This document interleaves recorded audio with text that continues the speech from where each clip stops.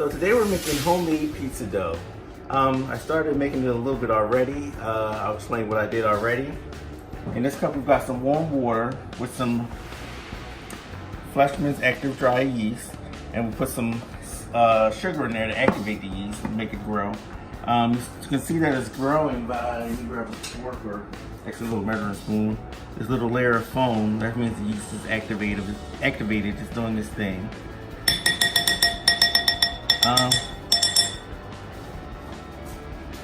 Yeah, warm, almost a little warmer than room temperature water, sugar and yeast. Let that grow. And then we've got, I didn't really do measuring today, kind of going by feel, by touching by hand. But I've got some bread flour in here. And I'm gonna add to that some salt. I like using pink Himalayan salt. Salt's pretty much for flavor. You add it to the flour so it doesn't, when you add salt to the yeast, it slows down the process of the yeast growing. So we don't want to put it in our yeast water. But we mix it in our flour pretty well. Add flavor to your dough and some structure or whatever else. And then the last ingredient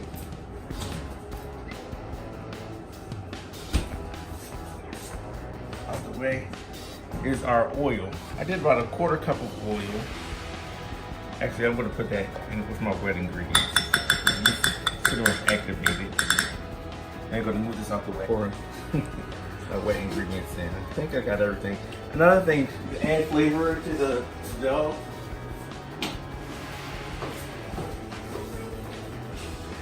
I do like a little bit of garlic powder. Wow, garlic. Let me see that. And then just a touch of onion powder. That was a little more than a touch, but. Wow, I never knew you put that in your bread. I do it sometimes.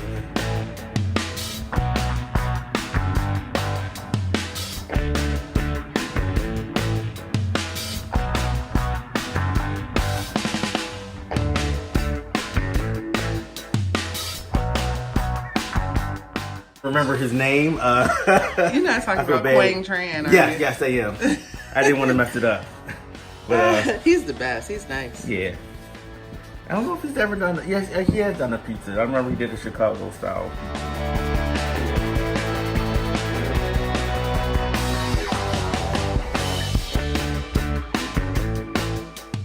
A lot of times you see pizza recipes, they say no, you get a lot of no-knead recipes where it's the same ingredients, but they just mix everything together, stick it together, and let it sit for a little bit. Or sometimes they just go straight to the oven. I like to let my dough rise. I believe that rise is where you get a lot of your flavor from. You get a lot of your gluten development. I think for me, I feel like it makes a difference. But here's my dough right now. It's a little sticky. I have a little bit of flour on my surface. I don't like flour on my surface too much either. If it starts to stick excessively, I will. Get dough out the container.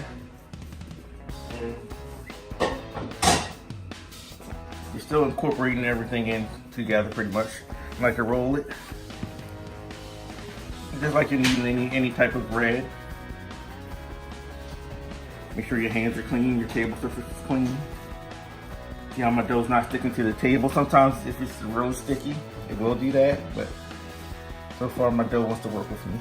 Kneading this dough, you can work out some stress. So you make the best bread when you're upset. Having a good day right now, so hopefully my dough still comes out pretty good.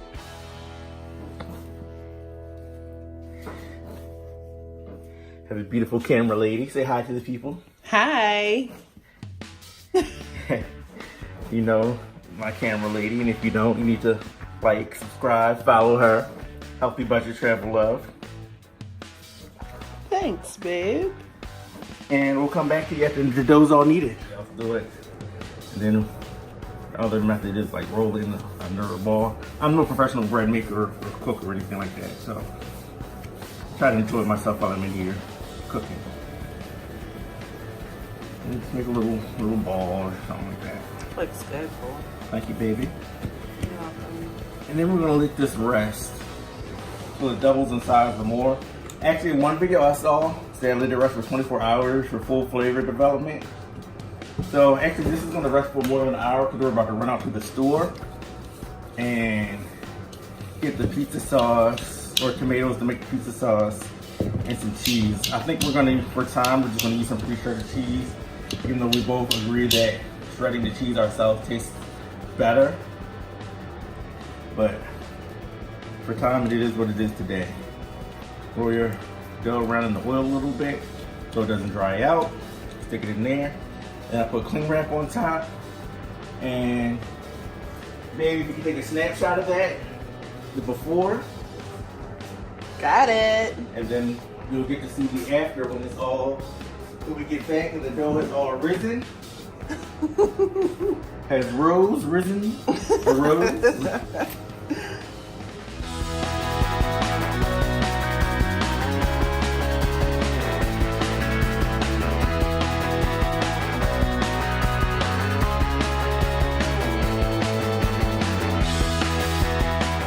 We're back.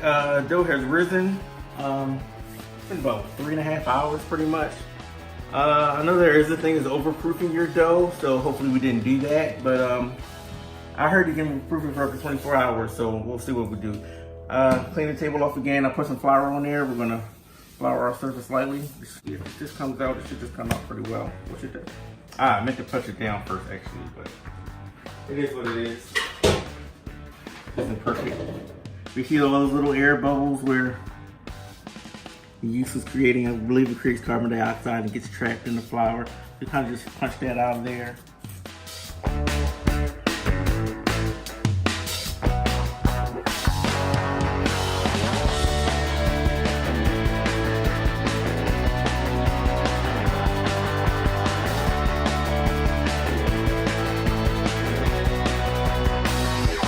We're just cutting dough. I'm going to cut it in half. See all that goodness in there. Doesn't have to be perfect. And then I'm going to cut it in half again. So look at my knife skills. That's how it's supposed to look, more like that. So we're just cutting dough. Get rid of the knife.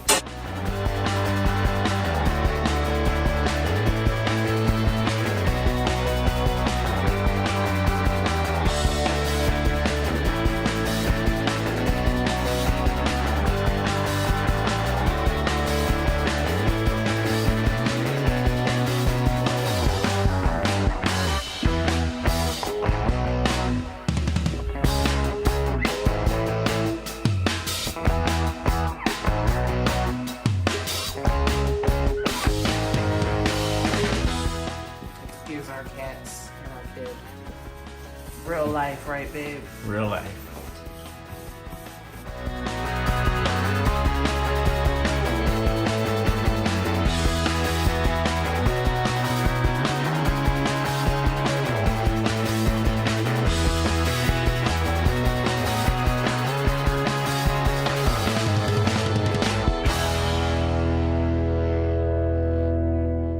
And then come back. We're gonna cover them with a paper towel. They don't dry out too much. They're gonna rise again a little bit. And then we'll be ready to make pizza. In the meantime, we're gonna make the sauce. We're gonna keep rolling. All right. Well, let's cover the dough first. Okay, let's cover the dough first. Back, we're gonna make the sauce for the pizza. Pizza sauce, I don't know if a lot of people know or not, it's usually uncooked. Because you cook the sauce while you're cooking the pizza. Like spaghetti sauce is already pre-cooked for you, usually when you get it in cans or whatever. But pizza sauce is usually an uncooked tomato sauce. So we have San Marzano, hopefully I'm pronouncing that correctly. Tomatoes, we have a whole can of that. Peeled tomatoes, they're already prepped for us. I'm pour them straight in the Vitamix blender. It's easy, so you know what? Does this already have basil in it? I got basil from the store, so we're gonna add our own basil in as well. They're already rinsed and pulled them off the stem. I don't know if you can see that. It's a little trick I learned about showing stuff on video. They smell amazing. They smell amazing. Put on close to my face. It tastes amazing as well. So since it's already got basil in there, okay, and it's a real quick 3 ingredients: tomatoes, basil, and salt. Whew. The basil is a little bit spicy, so hopefully we didn't over basil our sauce. Which worked out because I wanted to make this earlier in the day so that the basil really get into the sauce, but since the sauce already had basil in it, it should be good to go. I'm gonna toss it on the blender. It's gonna get loud. We don't want to blend this to death. I like chunks in my sauce as well. And depending on the taste, I might add some sugar, but we'll blend it up, see how it goes.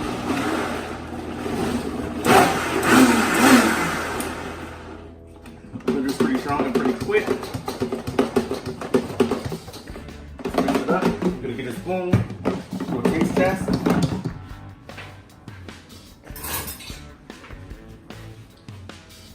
I'm turning it around.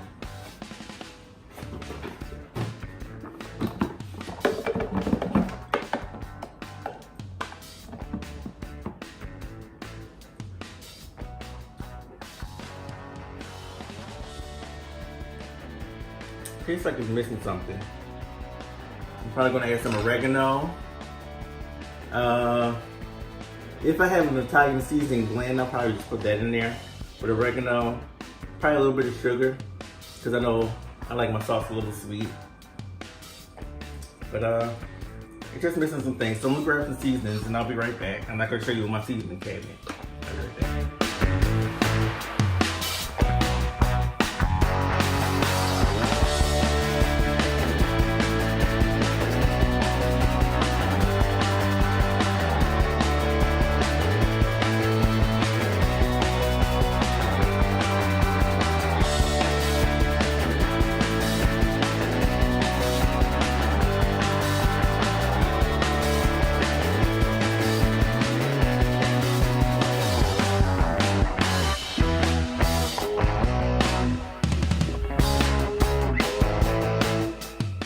I'm gonna put this on the slow mix because I really don't want to break the tomatoes anymore. I just want to mix it a little bit, get the seasoning in there. Because I have it on the blender already.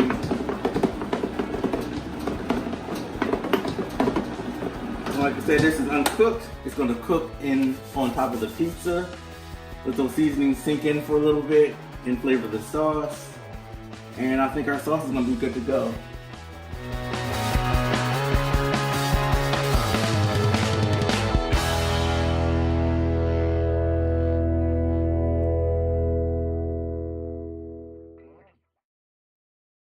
That big of a problem. Usually in pizza shops, you see them roll it and they have a little roller with a little grooves on it and kind of mix indentions in it. That's so you don't get those big bubbles. Oh, okay. In your dough. Okay. I don't mind that, making dough at home. I feel like it makes it a little more authentic. But usually, most of the time when I make pizza at home, we don't really get that.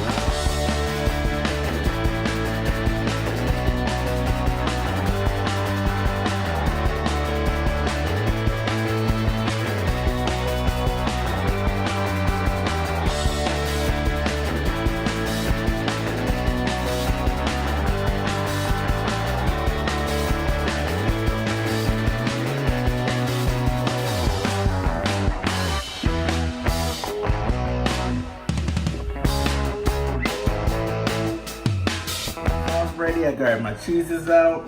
Now we're gonna sauce this bad boy. It's sauce is a little runny. I like my sauce a little thick, but it is what it is at this point. Whenever I go to a pizza joint, I see them roll put their sauce in the middle and roll it out like that. The label. don't know if that makes a difference, but it looks good on paper. Got some people coming over. They should be coming in any minute. You might get to hear them come in. Meet the family. A little more. I can always make more sauce. So now for the cheese. We've got 3 different dishes we're gonna make in a pepperoni pizza with 3 different types of cheese. And mozzarella, Parmesan, and a mozzarella provolone blend because they didn't have a bag of just provolone. So we're gonna start with our base of mozzarella.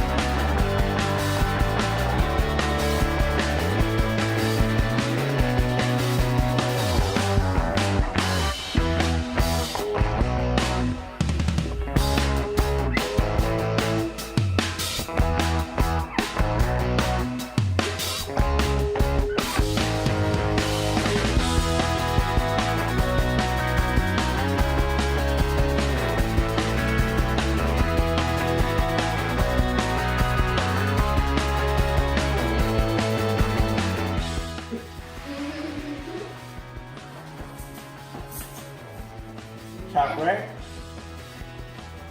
I'm on turbo convection oven. Put it in quick, don't lose the heat. Now we wait. 6:18 right now. I think about 6:30 it might be done. So we'll check on a few times.